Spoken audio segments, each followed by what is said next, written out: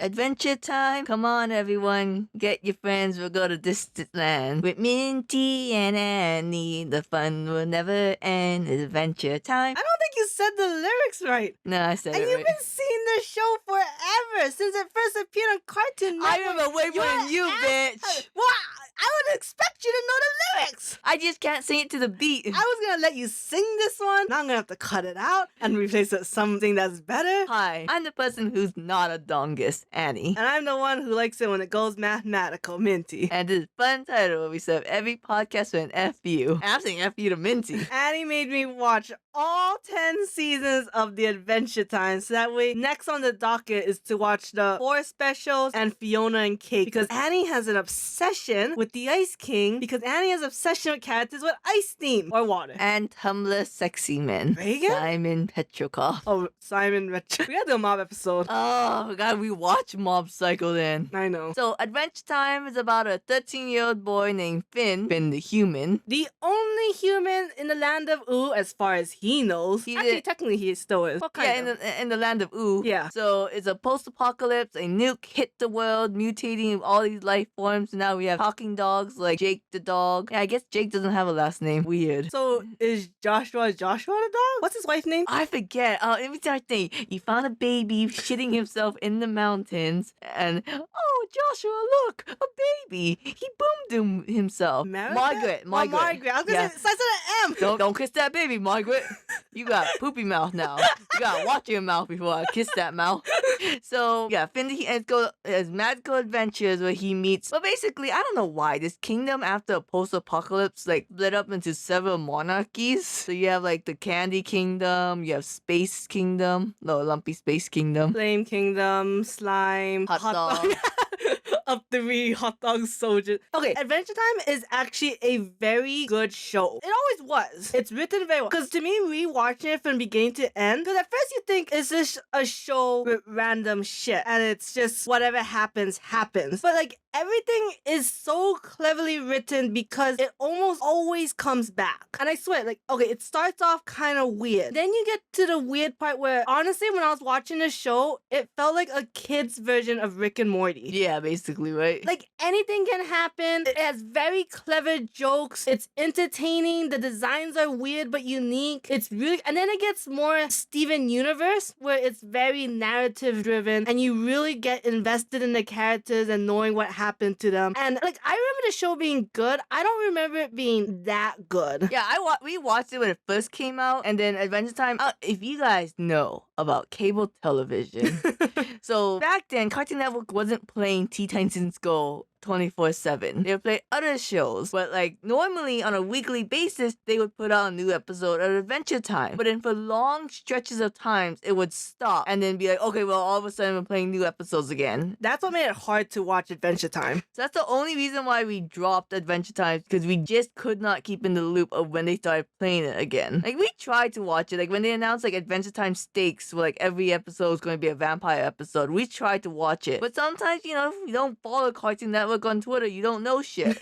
And back then, social media wasn't really the prevalent like news outlet that what it is today. Yeah, it used to be very just people. Then businesses started to really advertise on it, and now it's just really a news hub for anything and everything. And it was also one of the only shows at that time that was 10 minutes long. Yeah. It was in 2 parts. And I wasn't really jiving with that at that time. It just felt weird and short, but it's like, because you kind of have to watch the whole thing to get the full story and understand some of the nuance or reoccurring jokes. Okay, so I think the best way to do Adventure Time, because there's so many episodes, it's not like we can go like over 10 seasons. I'm going to ask you what you think about this element of Adventure Time, and you just give your thoughts. Okay. Okay, first one I want to tackle, Finn the human. One of the major plot points was his love life. How he was in love with Bubblegum, moved on to Flame Princess, and then in the end was like, ooh, Huntress Wizard, we have a weird thing going on. Yeah, what was that weird thing with him and Huntress Wizard? Man. I didn't think... I'm glad they got rid of it. You know what I mean? Even with Huntress Wizard, it didn't really go anywhere and it was very short, but because I don't know. I mean, I guess because he's just supposed to be this pubescent boy. I guess, I don't know, it just didn't really need a romance element to me, except obviously the bubbling. That was the only romance I really needed in the show. I guess kind of Jake and Lady Corn, because they got innuendo in from that Korean. Hey, babe, we know it's Lady Rainicorn, right? I just want to make sure you don't think her name is Lady Corn. Whatever. Okay. Close enough. No, you can call her Lady Corn, you know? Like, I just want to know. Like, and I know I her could not name. go on with this episode if you thought her name was Lady Corn. But I did think the Finn... Well, actually, you know what? No, because I actually liked it better when the show was just Finn being friends with them than him being in love with them. Because he tried so hard when he was in love with them. But when he was just friends with them, it just felt more lax. And I felt like the show could explore more about, like, even just them as characters. I think, like, Finn's drama, because Finn's, like, I feel like has three main dramas, like, going on in his life. One, his love life. Two, the fact that he's the only human in Ooh. Oh, wait, no, that's wrong, because Susan's strong. Yeah, so that's why I said kind of, technically. But even she's kind of weird. And three, all his trauma of not knowing how to address things that bother him, like grass Finn. Oh, yeah. I remember you telling me that. A lot of Finn's things is that he's a repressor. Yeah. Which makes sense. Because even, like, with his dad, that never really got resolved. But I guess there's really no resolution to that. And again, we did not see the specials yet. Well, it That'll be doesn't another get, episode. doesn't get resolved in the Well, special. I'm just saying, like how does Finn just accepts that, like, his dad is, like, a criminal and his mom is, I don't know, whatever computer term you know. What's the Terminator one? Skynet. Because she's not evil. Yeah. That's the only difference between her and, like, other stereotypical, I can see everything, I'm the government kind of thing. I like the fact that, real fast as a side tangent, that Martin Mertens, his dad, was that he could have been good. He was on the cusp of being good, but then he got head trauma and then he went back to being bad. Like, it wasn't that, like, Martin Mertens, like, wasn't a total scumbag. Like, it wasn't Finn. Like, Finn did get some goodness from Martin, you know? Like, Yeah. he got that self-sacrifice juice from him. But I feel like I just couldn't relate with Finn a lot because I wasn't a 13-year-old boy. And that episode where he broke up with Flame Princess, like, pisses me off to this day of being like, yes, I'm always gonna get my girlfriend to fight this old man because the cosmic hour burned my crotch whenever I did that. Yeah, that was weird. That was super weird. And all his good episodes are towards the end of the series. Because I felt like in the beginning, he was just almost a nothing character. And all the drama, all, like, the revelations and the feels would revolve on other characters. Because we'll rank our favorite characters in a different episode and talk more about them then. Yeah, probably after we see the specials, right? I guess so. Yeah, right? Yeah, sure. Alright, what did you think about the Jake the dog storyline? Well, basically, he only has two. His relationship with Lady, which is, like, for the most part, it's kind of mild, but then, like, later on when he turns out he's an alien. I don't think there is much to Jake's character in terms of, like, that, because anything that happened to him, he just accepted willingly and went through it, which is not a bad thing. I'm not saying it's a bad, but it's like all the great stories about characters who kind of, like, down on their luck had to fight, like, a big monster of fear and come out who they are now, which is what Ice King, Princess Bubblegum, and Marceline all kind of went through. Ice King's story totally goes crazy. Even Betty's one, Magic Man to Normal Man to King's Man. So Jake's story is just a little bland. Even with his kids, I feel like if they explored more of the kids, I know they do in the comics, but if they had done it in the show, I would understand more because they have these crazy powers and they take on these strange roles in the, except like the long dog one, Kwang Kim Jong-un. No. Kim Won-won. King Won. Yeah, he's just a businessman. He's Kevin from Brooklyn Nine-Nine. Yeah, or TV. TV. I hate TV. Who's a shut-in. But that's Tina Belcher. I'll beat you. And Louise Belcher. Yeah. What does Jake Jr. do in the end? Who knows? Right? And then Viola is an actress. Maybe Jake Jr. becomes a criminal. Maybe. That one episode, right? I want to be a great criminal like you, Dad. Oh, yeah. And then Charlie is some weird magic user or something. I don't know. Card man. Hard man. Oh yeah. Moving on, I think I am going from like the easiest to understand to like the more complicated. I feel like Jake alien story needed more episodes. It was just too rushed, and I understand that you're getting canceled in the end, so you have to reveal it all. But that episode where like he met his alien dad and it was like resolved in one episode, and it's like I just gave birth to you because I needed to take your stretchy powers. It's like okay. Yeah. If only he had like a power from that. Yeah. But I don't know. He was what. useless in the finale. Which is weird because he's one of the most powerful characters in Adventure Time. Yeah. Alright, Marceline the Vampire Queen. You met her, you fell in love with her, and you realize, holy shit, you have a lot of daddy issues. And then you realize that her tragic backstory is a window to see the history of Ooh, how it became a radiation wasteland to whatever the hell site she is. So two things. One, I actually would give that title to Bubblegum. Oh. I feel like going through her past, you get to see more of the history of Ooh. I think, okay, you see Marceline maybe maybe in more of like the immediate aftermath. Bubblegum is more of like a little bit later kind of aftermath. But anyway, so when you're first watching the show, I thought Marceline was the most complex character with the best backstory. Her backstory is still good. Her character is amazing. You always love an episode with Marceline. But there were other characters I was surprised about that actually came out, I guess, like ahead of her in terms of who has the more interesting backstory or person that they are now to me. Which I guess I'll just say it. To me, it's Bubblegum. Yeah, I know. Don't sassy, okay? I'm trying. You want my opinion?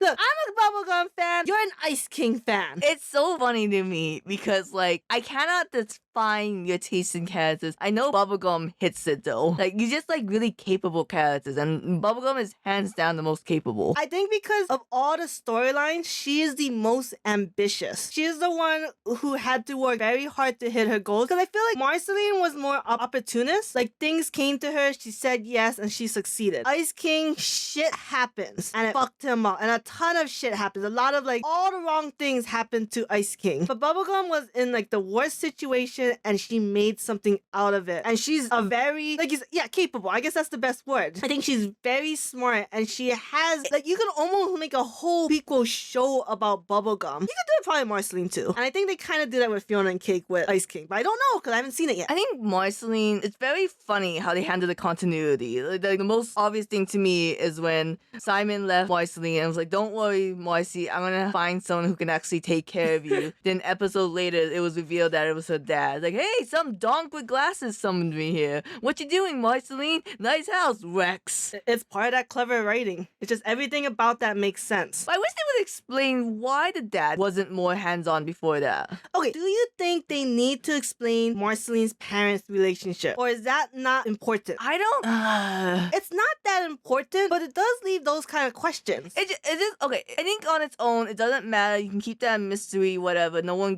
needs to know. It makes me question why the dad wanted to be a better dad to Marceline, despite practically abandoning her during her formative years. Right, because, okay, you gotta imagine Marceline must have been alive before the apocalypse. Yeah. And then it happened. And then Marceline was alone, and she probably survived because she's half demon, and the mom died because she's full human. There's a theory that the mom probably got leukemia from the nuke. That is so sad. I'm just saying. Wasn't actually a nuclear reaction that killed the whole world? Yeah, because if you saw in the farm world, Simon stopped the nuke from hitting the earth, and that's why they lived in a world without lich, and like basically human life kept moving on. Interesting. I guess like the lich was in the nuke. I wasn't sure about that. So yeah, fun theory. So like I don't need to know like every spot filled. It's just like some spots like I'm gonna question that a little though. I think it's just weird to me that demons existed before the nuke, because I feel like it should just be normal world, nuke, weird world. But clearly there's a little bit of overlap in which there's demons in the normal world. But Mars could always exist, right? Mars can always exist because that's why Abraham Lincoln lived. Aliens just exist. They're just out of the equation. I love the idea that Lumpy Space Princess would have existed in every universe. When I say love, that's my living nightmare.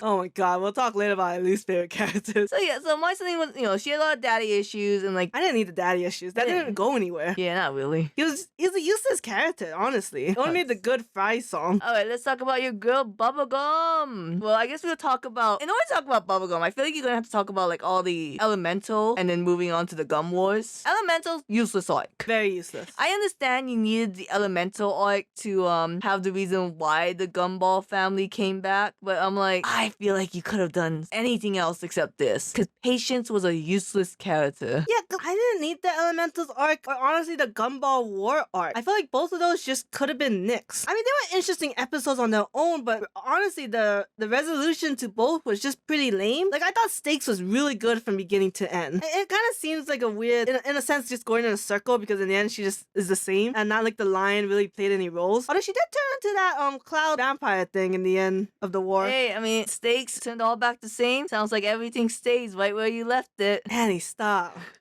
Stop. Oh my god. You're obsessed with that song. I fucking love that song. But I think just, okay, because when you first watch Adventure Time, Bubblegum just kind of plays as the super nerdy, damsel in distress. Exactly. And so she doesn't really do anything. But then you kind of like, oh, okay, so she made the candy people. It's kind of like an orange flag. I wouldn't say red flag like you think that's bad, but it's like, it's a little weird. weird, but okay. And then they keep delving into it, and they keep making it more and more important that how she's so scientific, and then she had to make some weird treaty with the lemon grab people, which very solidified how Rick and Morty like this show was. Which is weird because you should really honestly say how Adventure Time Rick and Morty is, because Adventure Time definitely came first. But anyways, I digress. Just more about like how she came from the mother gum, and she was alone for so long, and she was so lonely, and because her brother just was useless, all he did was drink some weird liquor, not liquor, Sucked on a licorice. tree. Yeah. And so she was so lonely, she made her own family, and that didn't work out, so she had to make the candy people, which is weird because I don't know if making the candy people really made her happy, because the whole point of making her family was to meet people of an intellect like her. But you can honestly tell that the candy people, maybe except like Peppermint Butler, didn't have the intelligence to really stimulate her mind as if she would hope. But maybe because of the trauma from her family, she couldn't do that again. Yeah, I did think it was sad how she wanted to join a hive mind, when the episode where the king of Ooh took over her kingdom, clearly like all her and her kids basically like wasn't on the same page. Yeah. The fact that they brought back that she had to live in a shack, and like, oh, this was made by my brother. She says so many,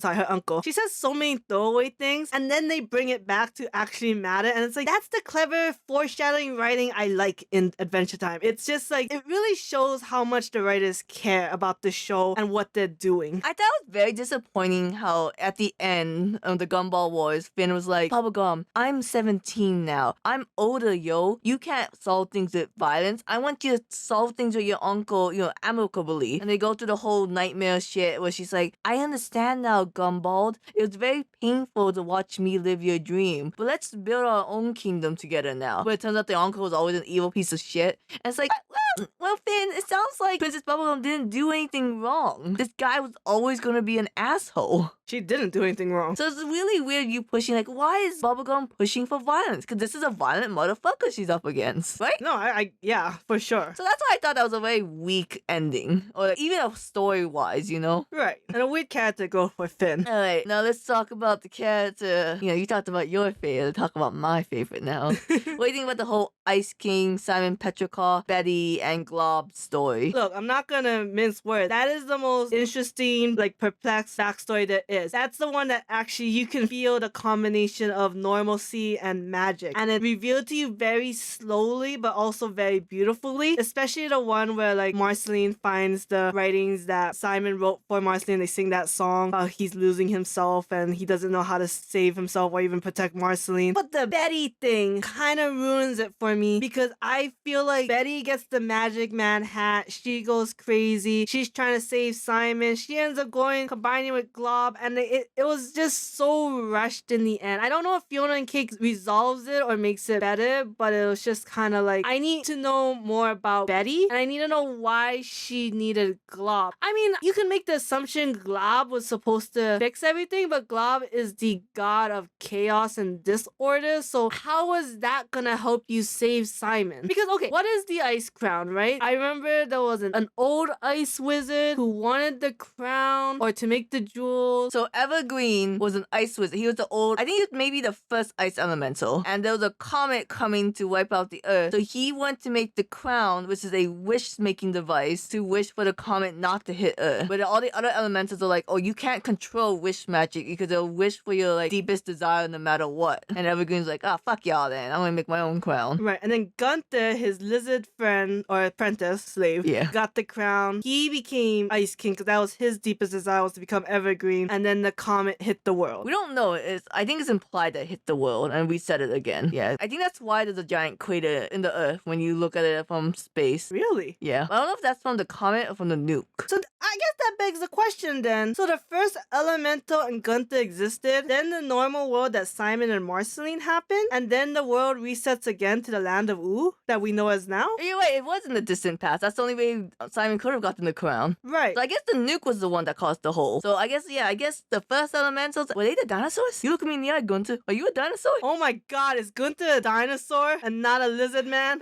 He was a turtle. He, Evergreen evolved into being a bitch boy. What? Yeah, he says that. Wait, you called me son. Am I your son? Well, technically, I mutated your brain so you had sentience. Oh, okay. Oh, I'm shit. Bobby. Yes, you are. You are Bobby. Oh, you mean the Gunther. voice actress? Yeah. Bobby Hill. So, thing about Betty, they hinted at this a lot. But I think they only build on it later in the specials and stuff. Where like Betty was too codependent on Simon. That's why Magic Man's like, you have to learn, girl. You were supposed to go on that trip to that glyph, but instead you helped Simon find the Enchiridion and ruined his life. Which was weird because she just met him. Yeah, well. And so she basically put her life on hold for him. And that's why, like, that's why Betty was a weak character, is because she was too codependent on Simon. I don't know if I liked it that the Magic Man hat made her crazy. I guess that just makes sense for the Magic Man storyline. Yeah, I guess so. I don't really understand how Magic Man even found that hat. Yeah, or like, why was Betty so good at just being in this world now? She just like accepted everything and got really good at magic. Like, I really wish that Adventure Time wasn't like being pushed out the door near the end where they had to wrap up all the storylines. Which is weird because you told me that they wanted to end Adventure Time because it got too narrative heavy and it was hard to do constant reruns like they do with Teen Titans Go. But then they allow Steven Universe to do it? Yeah, I don't know. But to be fair, they were playing at the same time. Maybe they the 1 foot in the door method and Steven Universe slipped in. Were they playing at the same time? I thought Adventure Time was way before Steven Universe. No. It was like, I know definitely Rebecca Sugar had to leave Adventure Time to work on Steven Universe. Wow. Yeah, because Rebecca Sugar was the one who wrote most of the early songs, like I'm Just Your Problem. How would they stop doing songs? I think so. Yeah.